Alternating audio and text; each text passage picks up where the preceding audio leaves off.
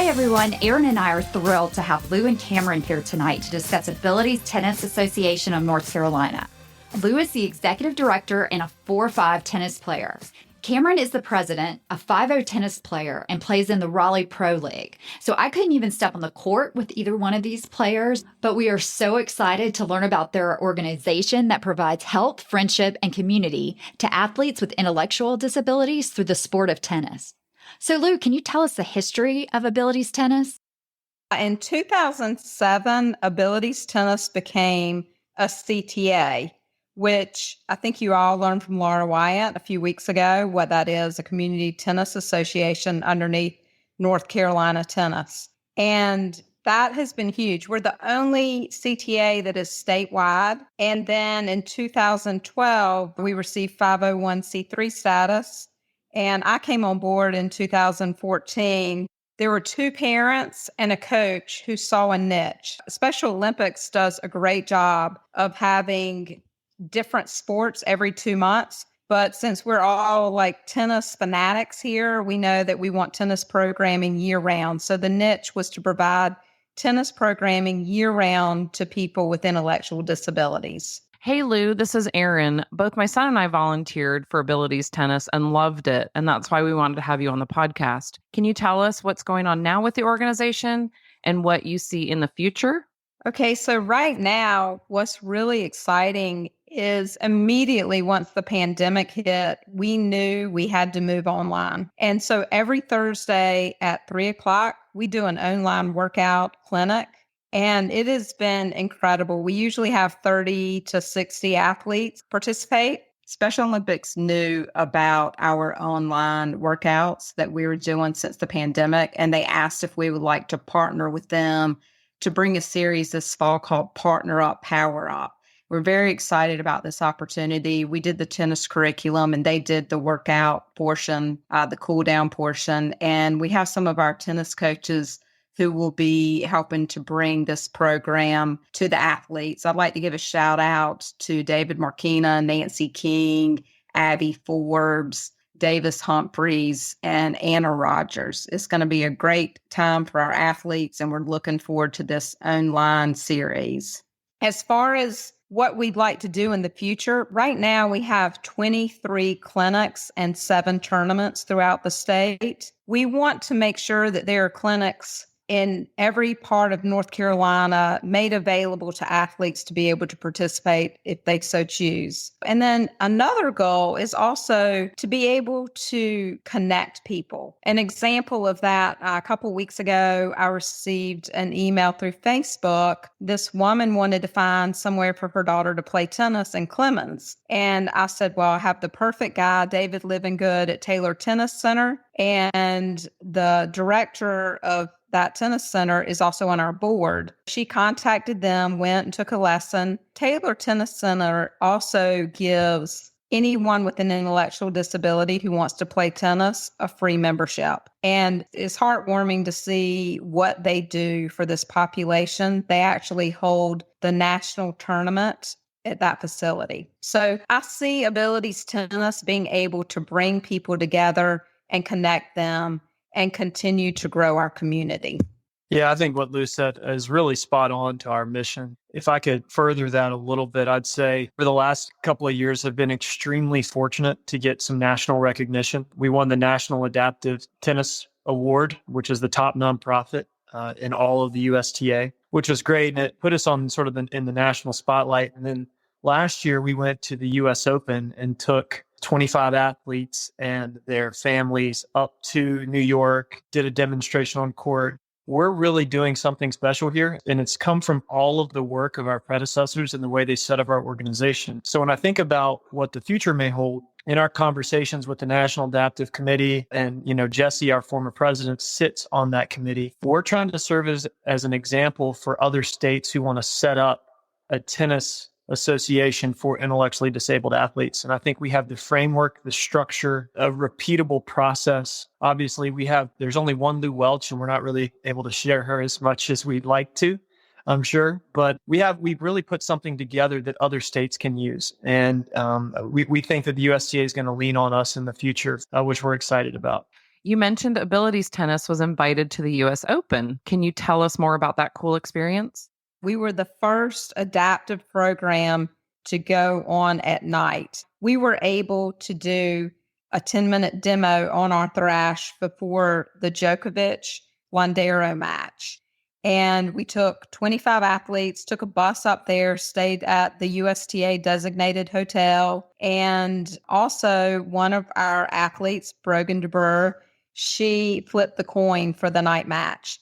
All of our athletes that went said it was life-changing. It was an incredible opportunity. We're so grateful to the USTA for offering this, and we hope to go back in the future. That event was probably one of the neatest things I've ever been a part of. We've got just such great footage of our athletes running out onto the court. I mean, it was literally like watching a Christmas morning occur, and just the joy and the happiness, energy and excitement. And it just puts everything into perspective for you. And, just to be able to be a part of so much joy in one place. And quite frankly, like if you ever come to our clinics or a tournament of ours and you see our athletes play, you're just a little envious because you want to have that much fun on the court and not take it as seriously maybe as you normally do. But they're great competitors and they're just awesome people. And it's just so incredible. New York is an amazing experience for anyone. And a lot of our athletes would never have that opportunity. So for them to be able to just do that and experience it, it's one of those things you'll just never forget. And it was amazing. While we were there, one of our athletes, Will Tankersley, as he was out on Arthur Ashe, John Isner's mother happened to see him and ran into his mother, Melissa, outside the court. And they knew each other from Greensboro. And that led to us asking John Isner if he would be willing to come on to our Footprints on the Court, which is going to be a virtual fundraiser this year. And because John knew Will and knew about our organization, he has said yes, he would like to come. And so we're looking forward to that on October 22nd at 6:00. And we're excited that Ken Smith of WRAL and also a board member is going to be the MC for the event.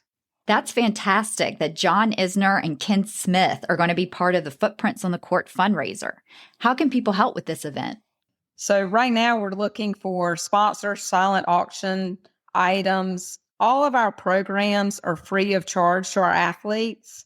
And as we're growing and as we're covering the entire state, the costs just continue to grow. And so we're hoping that this online event will be very successful and we can continue to serve our athletes. Lou, can you tell us what you've learned from being a part of this organization, or are there any stories you can share? Until I started this job, I had never seen a tennis player run to the net to high-five their opponent after just being aced. It is so amazing to see the happiness and joy that these athletes have for other people. I am so inspired by that, and it's hard to channel that sometimes, but Right. We need to. Yes, we do. The other thing I wanted to say is that even though our organization is all about tennis, it's really a byproduct. What we provide is exercise, socialization, overall well-being, and community. Our athletes, we found, were getting about 2,000 steps a day. And as we know, they need about 10,000. And so once you add a tennis clinic, it took 2,000 steps to about 9,000. Yeah. And so getting our athletes moving is huge. And often transportation is difficult to get them out and exercising. And so to provide tennis clinics where they can run around the court and just move is life-changing for them. I have so many stories. My heart is touched constantly. Not only the athletes are touched by this program, but the families. And I met this woman, the mother of Chloe, and she's given me permission to tell this story, but I met her at a tournament that we had up at Lake Junaluska. And right when I saw her, I just immediately noticed her vibrancy and her beautiful face. But I quickly noticed that she had a hard time getting around. She was overweight And I saw her about 8 months later at a tournament in Wilmington. And I said, Katina, wow, you look amazing. You've lost a lot of weight. And she said, lost almost 100 pounds. And I said, I have one question to ask you. What motivated you to do this? And tears just came down her face. And she said, abilities tennis. And I said, wait, explain this to me. And she said, well, Chloe came home from clinic one day and she said, Mom, I love tennis. It's my sport. I'm so good at it. And I've learned that I need a unified doubles partner. And I want that to be you. And she said, I said, Chloe, I cannot play tennis right now, but you give me 1 year and I'll lose enough weight to play tennis with you. And she played unified doubles with her daughter 8 months later. That's amazing. That's incredible. Isn't that amazing? And so families are being affected. You see these families come together and they're friends. It's a real community. The athletes are friends during the pandemic. They call each other. They check in on each other. They're friends. The same goes for the parents. They're friends. It is a wonderful community. And I'm so inspired by these families. Erin and I love speaking with Lou and Cameron. So many people have told me to have Abilities Tennis on the podcast because the organization does an incredible job. Lou sent me a link for adaptive programs across the country that I put in the show notes in case you want to get involved in a similar program in your state. I absolutely love that Abilities Tennis programs are free for the athletes. I've included in the show notes the website where you can go to attend their virtual Footprints on the Court fundraiser with John Isner, and also how you can sign up for their newsletter so you can find out about all their programs. Listening to the stories about the joy for the game these athletes have has changed my mentality a little bit and made me realize how grateful we should all be to play tennis. I don't think I'm at the point where I would high-five my opponent when she aces me, but maybe if I start volunteering for this organization, I will get there in the future. Please check out our Facebook page, which is Second Serve Podcast, to see a picture of Cameron and Lou at the US Open. And we'll also include additional information about Abilities Tennis. Thanks so much for listening and hope to see you on the court soon.